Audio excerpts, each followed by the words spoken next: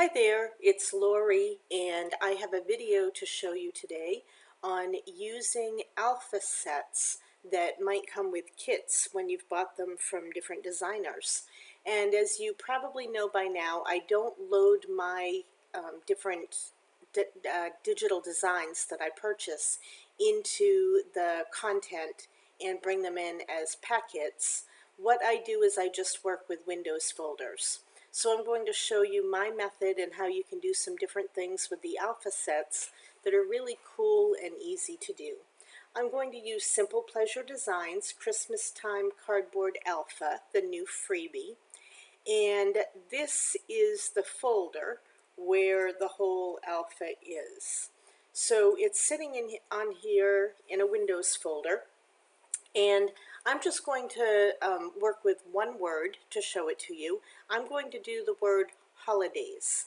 So I'll just go through and grab each one of the letters, and I'm holding down my control key when I click on each one of these. And if I didn't miss any, I've got the whole word here. So I bring these over onto my page, and then I'm just going to move that folder out of the way so that you can see what's going on. Everything is right now selected, and I'm just going to resize those slightly because as I work along, I want to be able to see them across the whole work area. Not necessarily just on the page, but the whole work area. So if I wanted to put a shadow or something else on, I could do it while they're all selected, but I'm going to wait and do any of my effects afterwards. So at this point, I will just start grabbing the separate letters, and I will put them relatively where I want them to be, in the right order, of course. And once I've done that, I've got some choices that I can make. So first of all, I could resize any of these letters if I want to. I kind of like the way they're sort of funky sized, and they're not all matchy-matchy with each other. But I could certainly resize if I wanted to. And one of the things that I often do is I will just grab all of these letters at the same time, and I will go to Arrange. Now, instead of clicking on the Arrange up here, I do have this quick access toolbar, and I can just align them all that way if I want to. And that will line the baselines of all of these up. Now, that wouldn't work if our Y was hanging down, but in this case, of course, our Y is not hanging down, so it works out pretty perfectly. Now, a lot of times I'll also, while I have them all selected, I will also evenly space these so that the spacing in between them is exactly the same. And I would do that if my letters were more uniform with each other. But because these aren't uniform, I don't necessarily want a uniform distance between each one. I want to maintain this kind of funky look to it. So I might just shift some of these up and down. I think I will make that eye just a bit smaller. And you can see that I'm moving some up and some down. And now it really has kind of a different look to it, very unique. And then one more time, I'm just going to grab them all. You can see I have all of the letters. And this is basically where I want them to be right now. So I'm going to right mouse, grouping, and group. Now, when I group my letters, I do not like the fact that this happens. And I'm going to just put it back. So I always right mouse aspect ratio and lock the aspect ratio, so that when I change the size, I'm not changing my aspect ratio. Now I could still change the aspect ratio if I want to. If I hold down my Shift key on my keyboard, which is what I'm doing now, that changes. But at the moment, I don't want that to change at all. Now, this alpha set is pretty cool because it's got this great edge along it that gives it a lot of nice texture. But there might be times where you want a cool outline around it.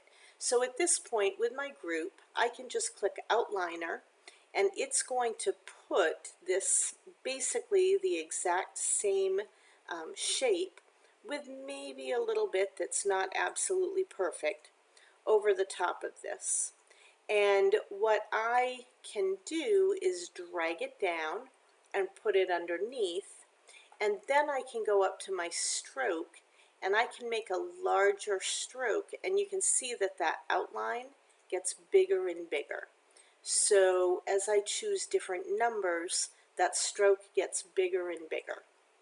And if I then choose to take just the outliner, you can see that I don't have the letters themselves. I have just the outliner. I can change my stroke color, and I could go get, if I wanted to, a solid color.